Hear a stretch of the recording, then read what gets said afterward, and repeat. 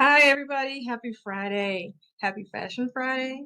Entries are starting to come in. So I just wanted to take a quick moment and talk about how to enter the Mass Design and Cover Model Contest. I want to be sure everyone has the best opportunity to win. And that starts with following the correct submission guidelines. So there's a limit of 1 entry per person, per email address, per household. Entries must be submitted through the Enter Contest Now button located on our official website at blackfashionworld.org. An entry consists of 1 bust-up frontal color photo, 1 bust-up left profile view color photo, and 1 bust-up right profile view color photo. Photos should be in JPEG format, not to exceed 100 megabytes in size, and only 1 person in the photo. Now, one thing, the person in the photo doesn't necessarily have to be the designer of the mask. The submission must be of an original work of the entrance, and it may not have won any previous awards, must not infringe upon any rights of any person, intellectual property, or violate any law. And please, by all means, follow the COVID guidelines for social distancing. I'm sure you'll do that, but I had to mention it anyway.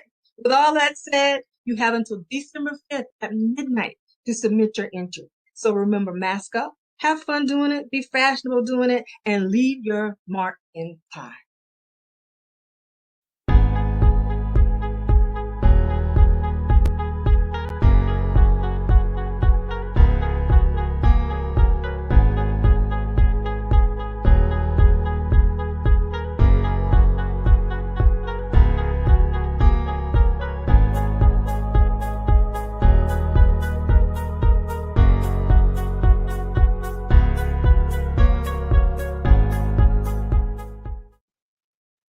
Good evening, everybody. Happy Wednesday to you. Carla Nelson here, and I am so excited because I have an incredible person with me, fashion scholar, professional development strategist. She is also serving as dean for the College of Arts, and she's a professor of fashion design at Kent State University.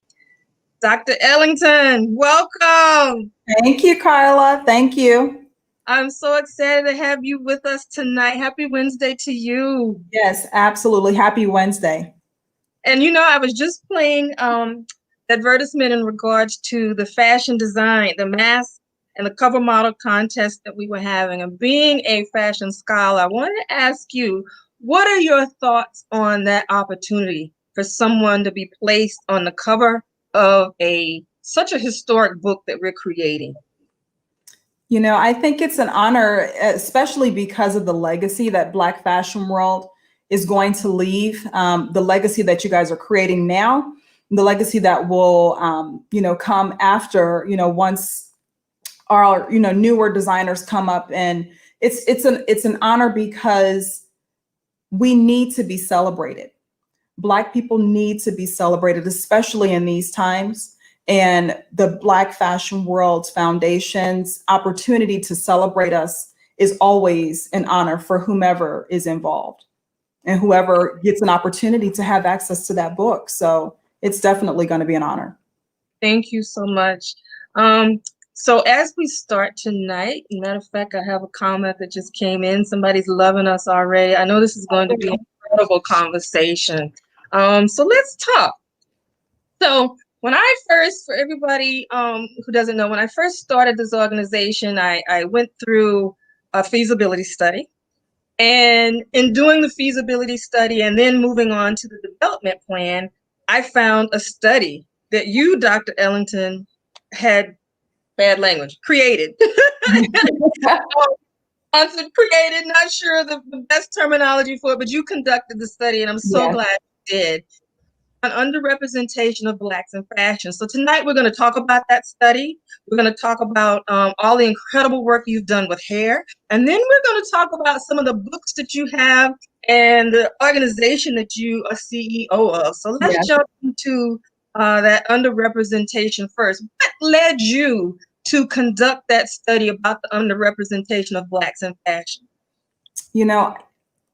I am the very first Black professor ever in my department. We've been underrepresented in so many ways.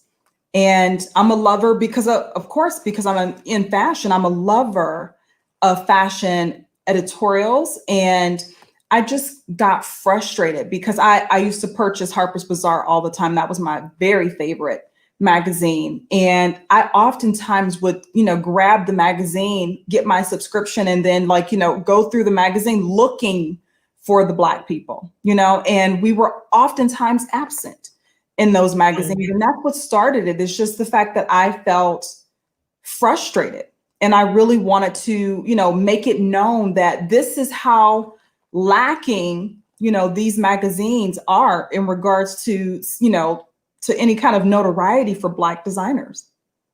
And so as I read the study, it mentioned CRT, or critical race theory. Yes. That was used as the theoretical framework for the study. What is critical race theory and how was it used in the study?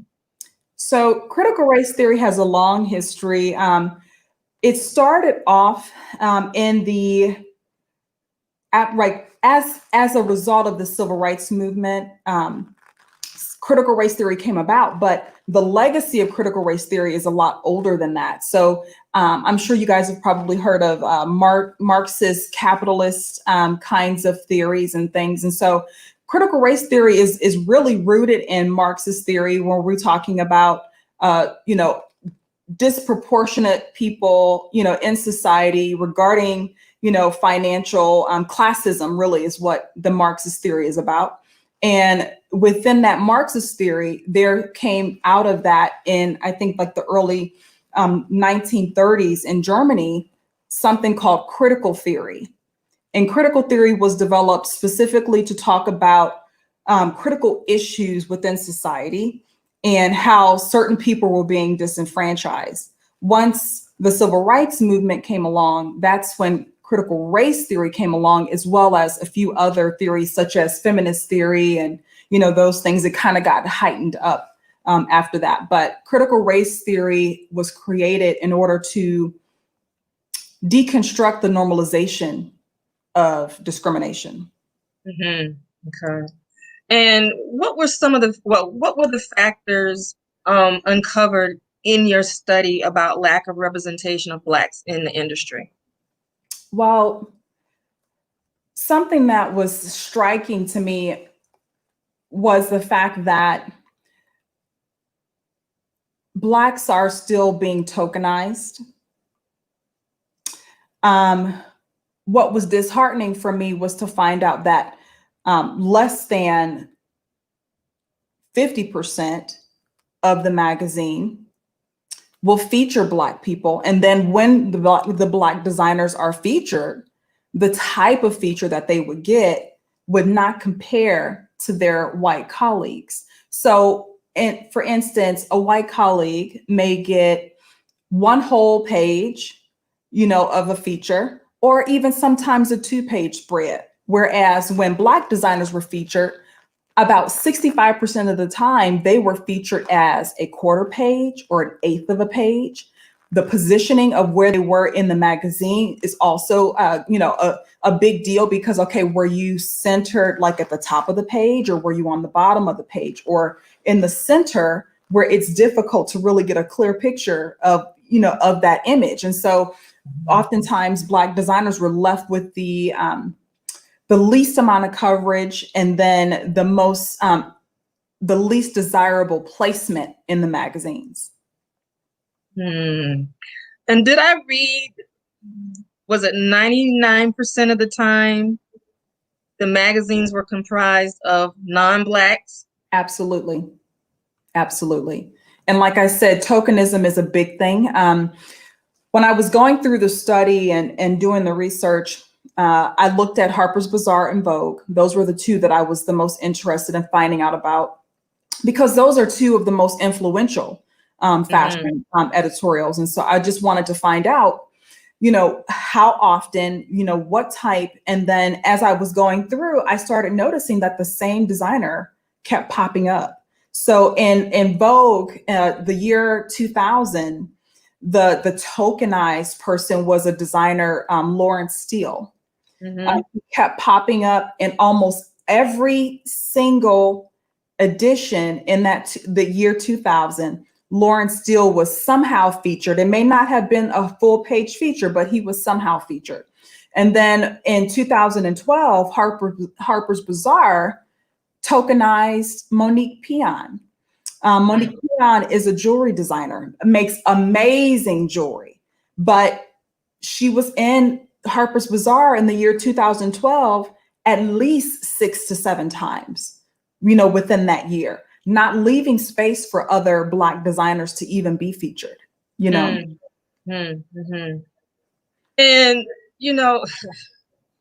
well, there's some, sorry. Yes. When I hear those things, it's just, it's gut wrenching. It is. And talk, if you can, for yourself, when you were conducting this study and you weren't, you knew this, but now you had the numbers to go with it. What kind of emotions were you, if you can share? If not, I understand. But what kind of emotions were you experiencing? Because I know you can only summarize. So, if you don't mind, what were you experiencing? I got to the point where I was ready to petition the magazines. I had started talking to someone about developing the petition and, seeing if I can get how many people to sign it and all that, and to send it in, to the editors of those magazines. But then I got to thinking, you know what? If I petition these magazines, where are we going to get our fashion content? There's no other place to get fashion content.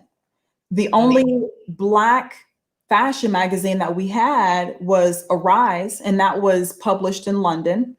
It was a British magazine.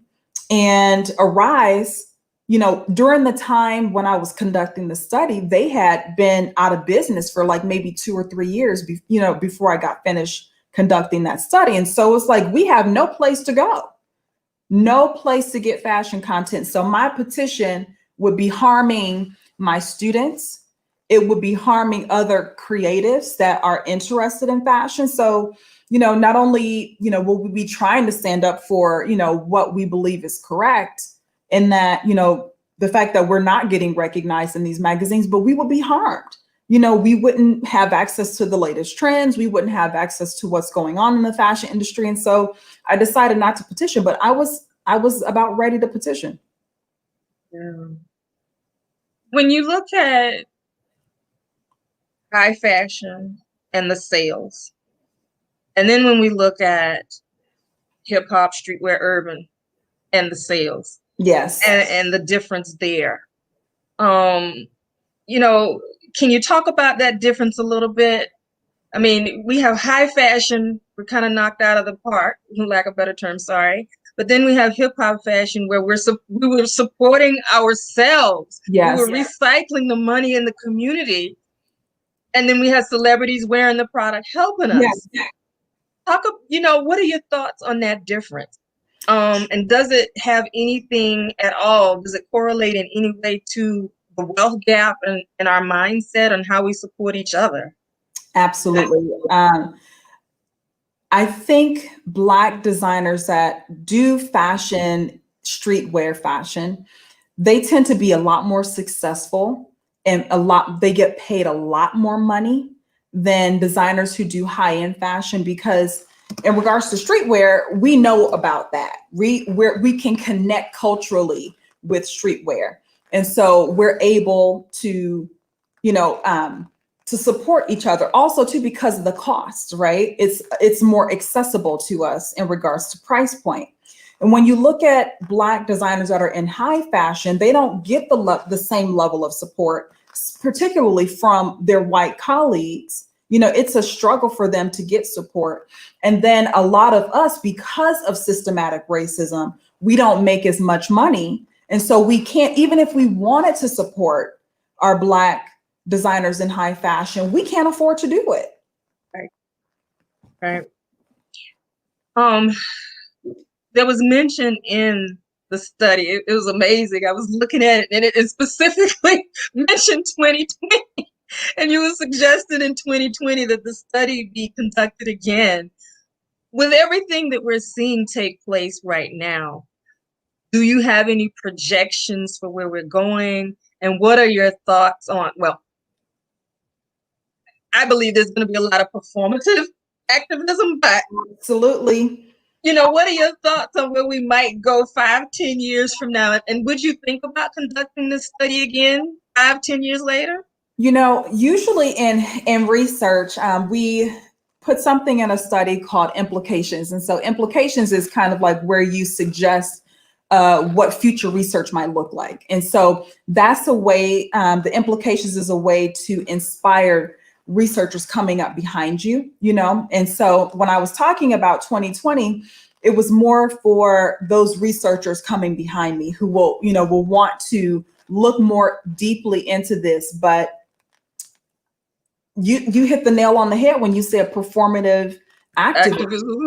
I mean, since all of these things have been going on with our social climate, there have been a lot of Black people showing up on magazines. They even had, I think Vogue had a cover of Breonna Taylor that was hand painted by an artist, right? And so it's like now all of a sudden,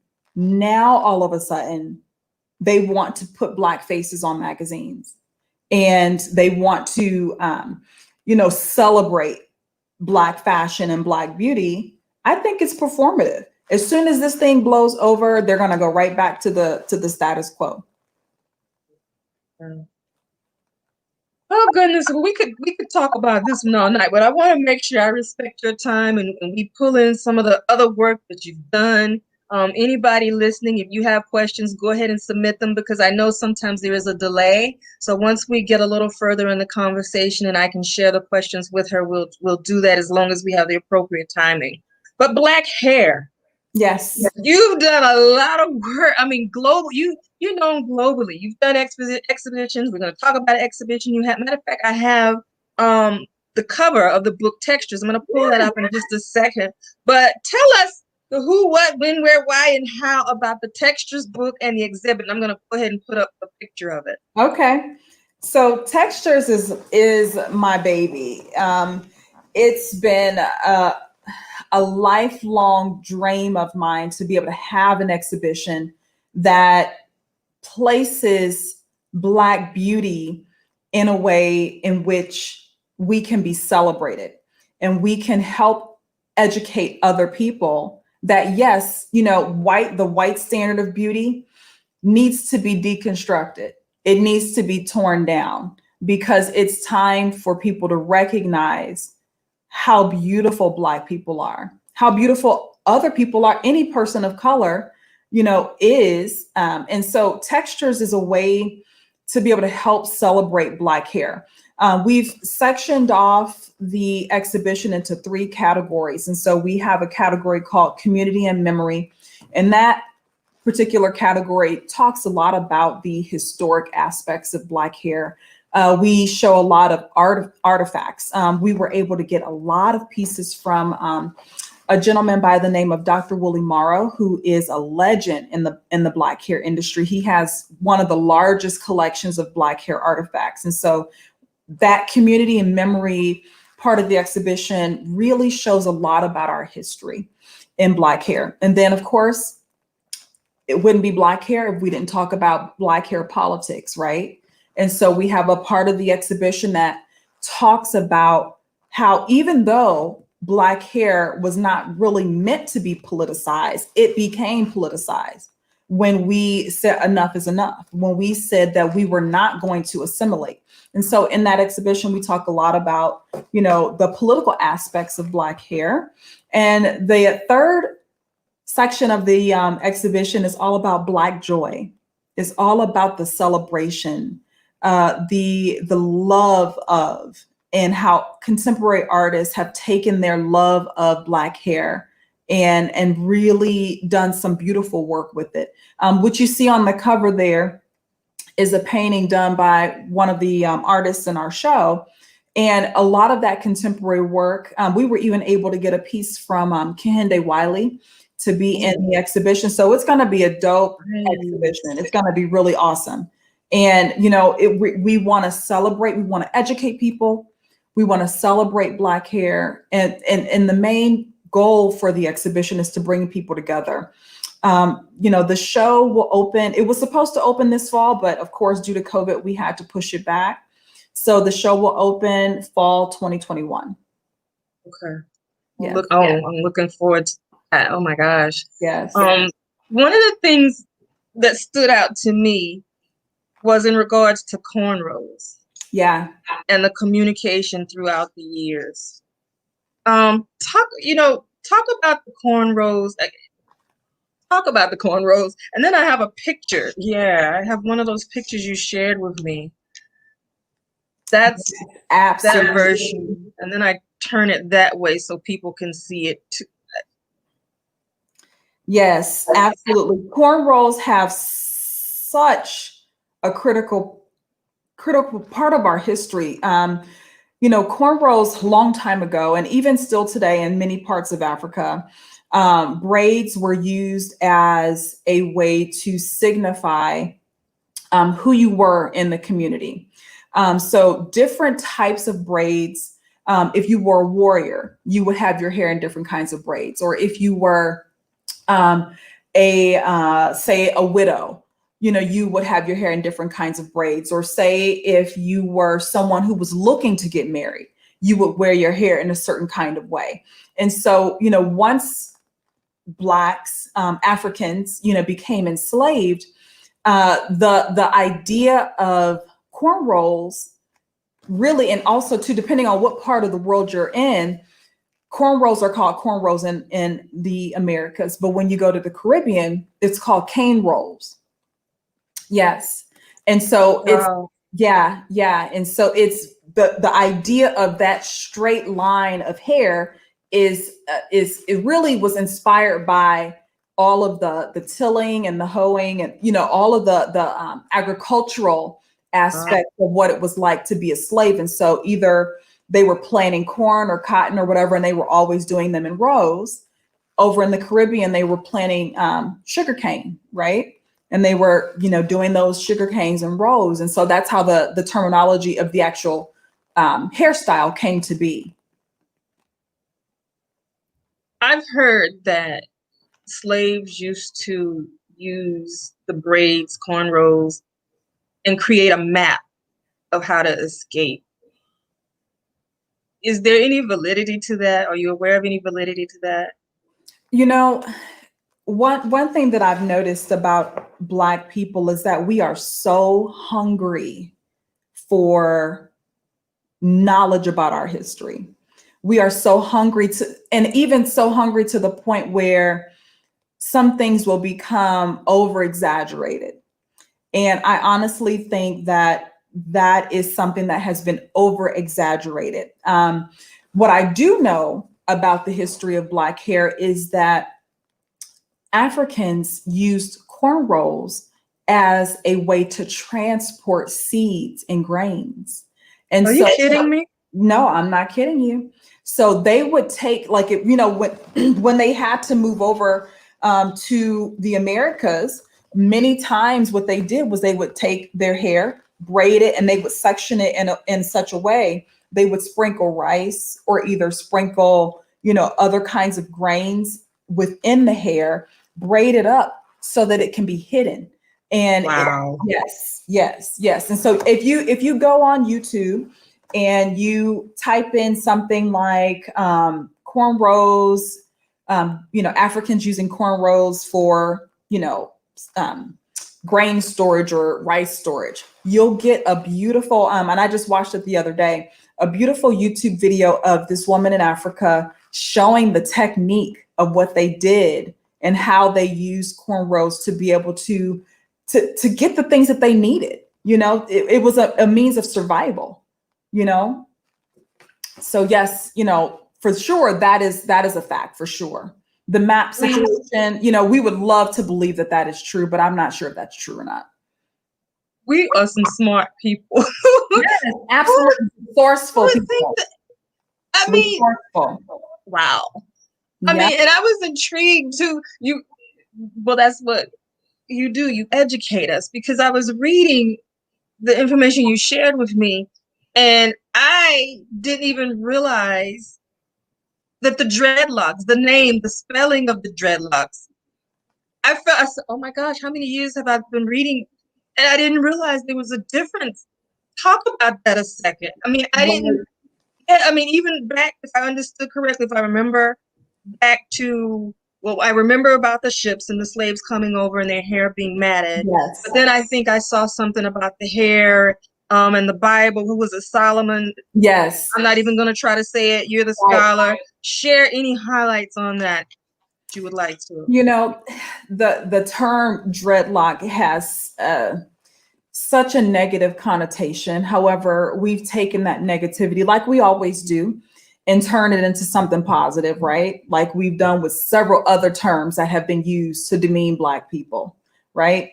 And so many people in the industry that are locticians, they have been trying their best to move away from the term dreadlock because that term is said to have come from slave ships. So when slaves were brought over, usually it took about 3 to 4 months for them to be transported from several parts of West Africa over to the Americas or over to the Caribbean.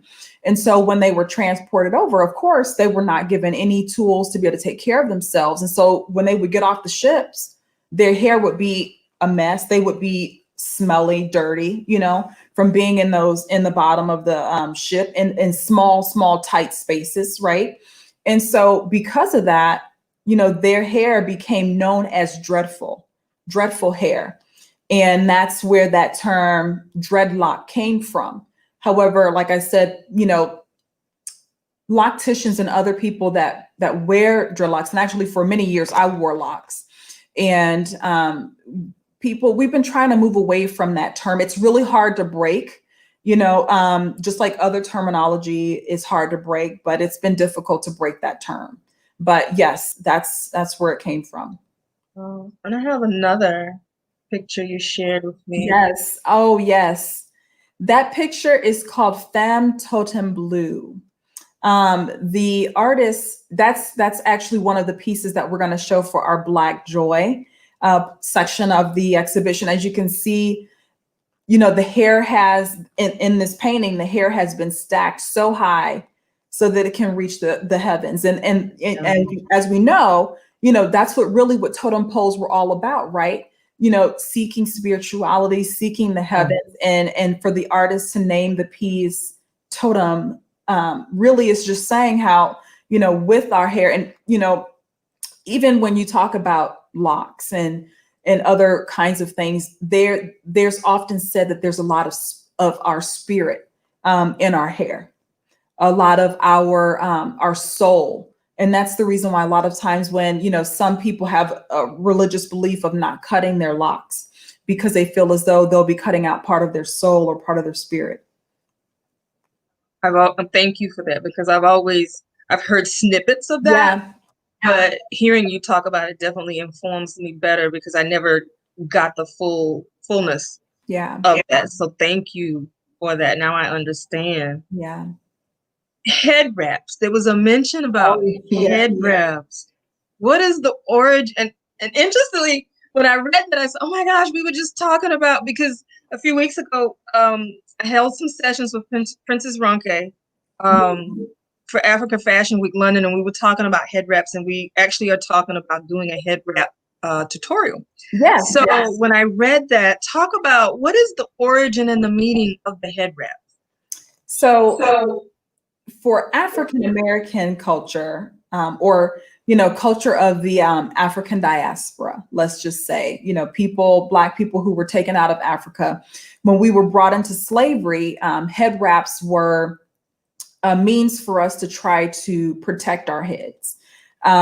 We used head wraps to try to protect us from lice, from the hot sun, from a lot of the germs that were in the fields while they were working. And so that's where the idea of starting to wear the head wrap came from.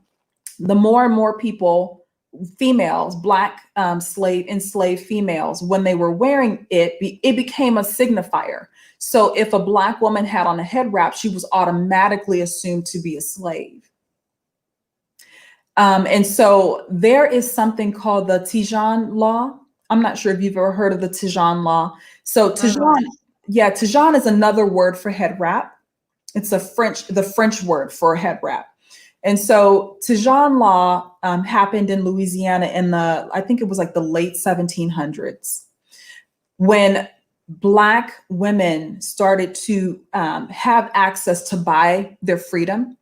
And there were a mixture in Louisiana. There were a mixture of Black women who were free and a mixture of Black women who were enslaved.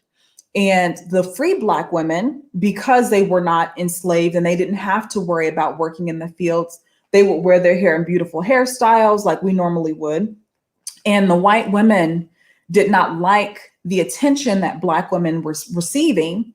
And so they made it a law that all Black women, no matter if you are free or if you are enslaved, you had to wear a head wrap to signify, yes, to signify that you were a lower class.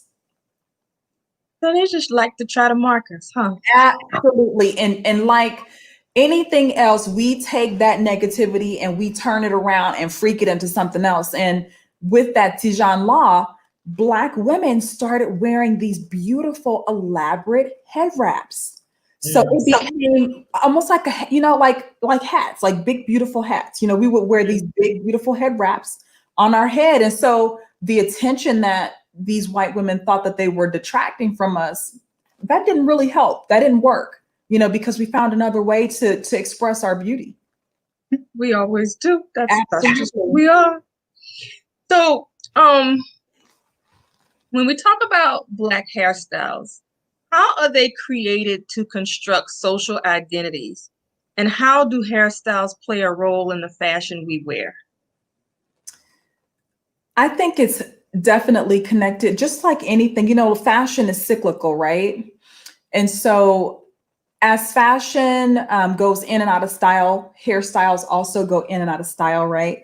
And so right now, French braids among the young people, the millennials and Gen X, or not Gen Xers, what's the after the millennials, the generation Gen Z, those people, they're starting to wear a lot of braids now, like a lot of French braids. Beads and other adornments for braids have become popular again. And so yes. So just like fashion is cyclical, hairstyles are definitely cyclical as well. And it's been, it's able to allow us to really celebrate. And, that's where it becomes very important because of the appropriation that oftentimes we have to face when others that are not of African descent, when they wear braids or when they wear a quote unquote Black hairstyle, we feel as though we can't have anything for ourselves, right? We need to protect what is ours. And just like any other culture, the Native culture is oftentimes appropriated as well. And so our hair is a signifier of who we are as Black people. When you said that, that just made me, the appropriation, that just made me think, I'm telling my age, that just made me think about Bo Derek Absolutely. years ago when she was wearing the braids. Oh my goodness, I remember. Yes. Oh, yeah. And all the white women wanted to have bow braids, is what they called them, bow braids. And now when white women wear French braids or cornrows, they call them boxer braids, is what they call them. That's the new terminology for them. For using our hair. Yeah. What message do you believe Black people have sent and are sending through the years with natural hairstyles? From the afros all the way up to now, even some going bald. Yeah, absolutely. Yes. It's all about self-acceptance. It's about the resistance to assimilate. And that's the reason, I've been natural now since 98. Haven't had any kind of chemicals besides maybe this gold dye or something, in my hair. I haven't had any chemicals in my hair to straighten or to change the texture of my hair. And, wearing natural hair. And I know it's still very controversial because some people, some of our Black women, don't agree that wearing Black textured hair, is the only signifier of, your Black culture. However, straight hair has history of being where it came from, being that it was assimilation, right? And so natural hair is a way to show I am not going to assimilate. I am not going to try to make myself something that I am not. I'm going to be who I am, love who I am, and be proud of who I am. Absolutely. Yeah. You deserve that right. Absolutely. And that's why, a lot of the states now are trying to set legislation now. New York was, I think New York was the second, California was the first with that Crown Act to put that in place for Black people to be free to wear their natural hair without being discriminated at work or at school or any other institutional space. Absolutely. I remember, this brings a story to mind, the young man, I think it might have been New Jersey, don't quote me on that, and he had braids, and I think he was wrestling, and the coach made him cut his hair. Absolutely. Yep. Right there on the mat. Right there on the mat. Yeah. And it's happened. That kind of thing has happened many times to Black people. There's a young lady who wanted to go to her senior prom and was told by the school administrators that, because I think she had braids or locks or something in her hair, and she was told by the administrators that she couldn't participate in senior activities if she didn't fix her hair, if she didn't make her hair more acceptable. And so it's like that, and that's the reason why these laws, this legislation is so important. Yeah. Gut wrenching. It is. So, and yeah, moving on.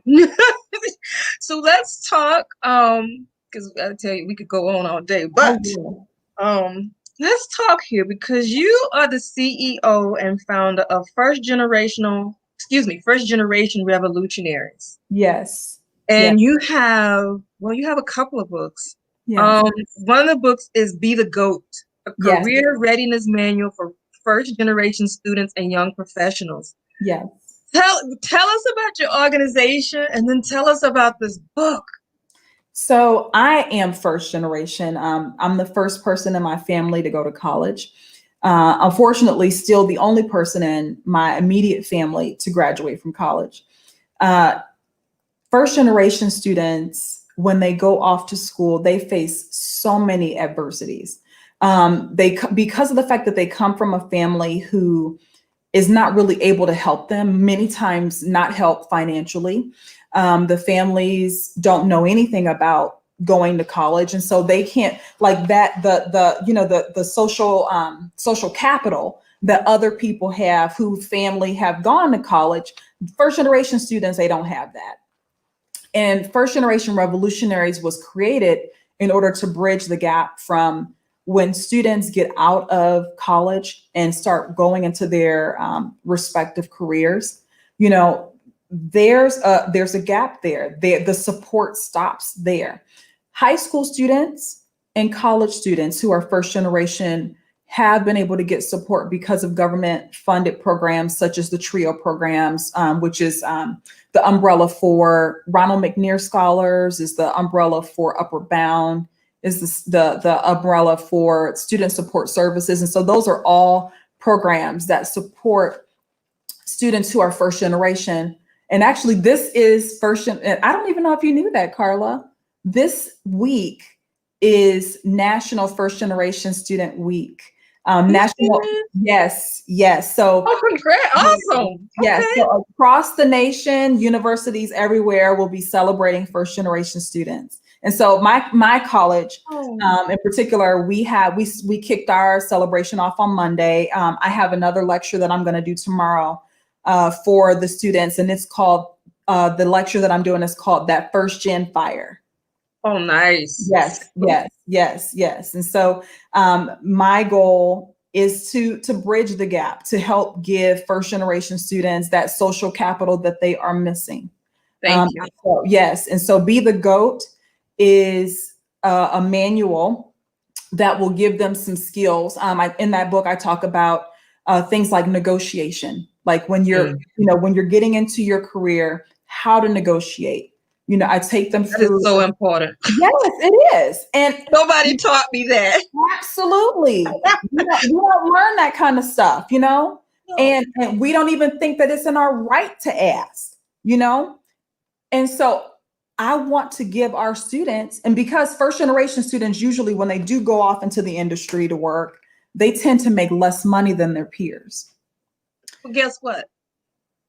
Some people that aren't first generational like myself, we need that information. I wish we need that too. So Yes. Thank you, because the things you're talking about right now, I had no clue, and I wasn't the first generation. Yeah, I had no clue. I had no clue. And so I'm talking them through how to negotiate their salary. I'm talking them through when you get to work, how to behave at work. I came from the inner city of Cleveland, and because of that's who I am, I brought the inner city with me into the corporate space, and that did not work. Dr. Ellington, I grew up in Seneca, a little town in South Carolina. Somebody on here knows. I saw him posting. I was a rock's throw from the ghetto. No yes. clue. Yes. And so, if you come and, a lot of first generation people come from, those poverty stricken places. About 50% of first generation students come from a poor background, like I came from. And, when you go into these corporate spaces where most of the people are white, you already have a target on your back. And then to go in there and be your full Black self, sometimes it does not work. It really does not. You have to learn how to, and we say code switch, right? You have to learn how to code switch. Yes. And actually, you know what? That painting that you have on the behind you, the one right there with the white face and the Black face underneath, there's an artist that there's an artist that did that work. And they were inspired by the idea of having to code switch, right? Because this is what it's like talking to a scholar. And so, us having to go to work and put on our white mask, and then we're trying to figure out a way to be able to really show who we are and be authentic to ourselves, to our Black selves. And, it's hard to do that and still be accepted in white spaces. Yes. Person to ever comment on that. Yes, Carla, that's what it's all about right there. See, I love this woman. I just have to tell y'all, I do. I love knowledge. I love empowerment. And I have to tell you, everybody listen, I've only had the opportunity to speak with Dr. Ellington. This is my second time. But every time I walk away, I'm just like in awe. So I knew when I got this portrait years ago. Well, first of all, I don't buy them unless they just speak to me for whatever Yeah. reason it is. And it's interesting. You're the only one. Well, everybody listening will know this now. But throughout this whole time, and I think this is what happened and inspired me to create the book, starting with the mask for COVID, because I Yeah. was looking at this picture and we're talking about masks, and I kept seeing how it was ripped. Yes. And I would look at it, and I'm looking at these masks and us walking around. And I really think, you know, how you look at something and it just stimulates you. And I really think that's why. And now, what you just said, I'm floored. Yeah. Because now, and truthfully, everybody can know this. I literally, in starting to work on this book, I said, the mask has been torn off of America. Woo. And I said, I'm going to reach out to the artists who did this Yes. and ask them about putting this in that book. Ooh, that would be beautiful. Yes. Yes. So, from what you just said, just in looking, I have to do that now. I have to find this artist and everything you just said. And I tell y'all, every time I talk to her, I walk away floored. This is what it's like talking to a scholar. Oh my gosh. And someone just quoted, they said, I'm going to put up what they said. You can see it. She is an awesome professor. Oh, thank you. Oh my goodness. I got thrown, but this is good. Oh my goodness. Thank you for that. Wow. So, yeah, that's incredible. Thank you. That book, the information that you're talking about, but you have another book. You have Make Fear Your Superpower. Yes. Yes. Doctor, tell us, personally, I need to hear that because that's something that unfortunately, look, if you can't conquer something unless you face it. So that's something that I've had to face in my family that's been in the line. So talk about Make Fear Your Superpower. Talk about that book. That was my very first book that I wrote, and actually, this week is marks the year anniversary for Make Fear Your Superpower. I wrote. Congratulations. Thank you, thank you. I wrote that book because for many years, you know, I suffered from fear, from a lack of self-confidence, from a lack of the ability to do what it is God was calling me to do. I should have become an entrepreneur years ago. God was calling me to do that years ago, but I was too afraid. I was too afraid. And what I think ended up happening was, what I know what happened was my experience at Kent State University is what allowed me to get over that fear. Because like I said, I still am actually the only Black professor that department's ever had. And coming into that space was very difficult. I ended up having to file an affirmative action case against the fashion school at Kent State, and that's how I ended up getting the job.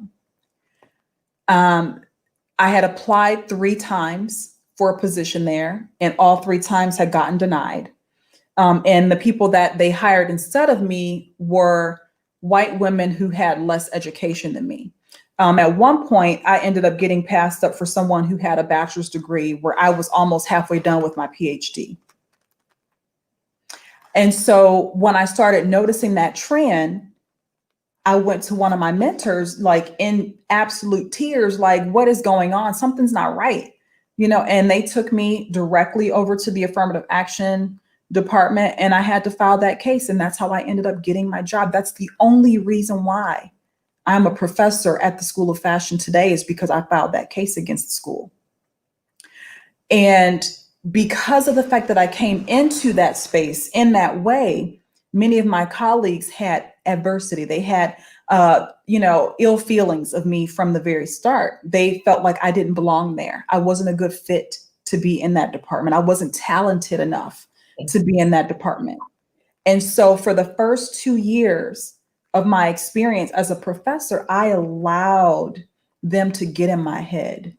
I allowed all that negative chatter to stick with me. And it nearly killed me, I'm telling you, because I was so stressed out. My hair started falling out. I ended up getting shingles. All these things was going on with me. And what really gave me strength was my baby boy. I have 3 boys. And my youngest son, he's 8 now. When he was 4 weeks old, he ended up having a spontaneous rupture in his lungs. And we nearly lost him at 4 weeks old.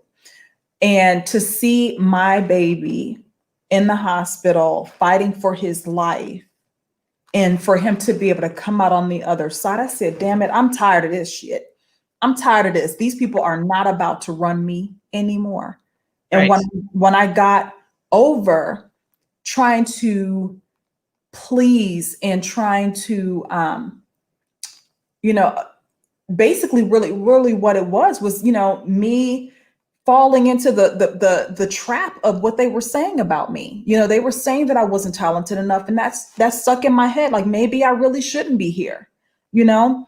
But when I got over that, my career just took off and I became one of the top researchers in my department.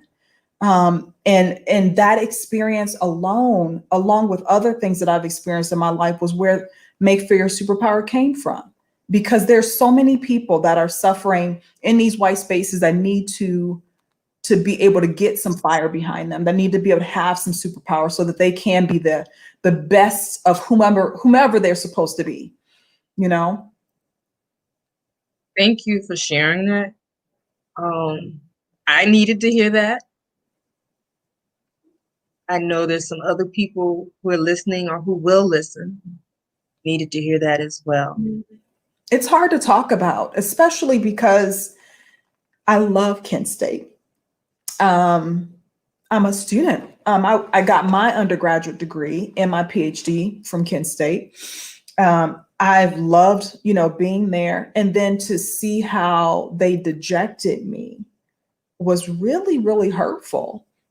And I think that's why I had such a hard time coming out of it. Like I said, it was the first 2 years of my professorship was just complete hell, you know? One of the people listening who actually happens to be from my hometown, just sharing with you, he says that helped me. And he also says, I just resigned my job because of it.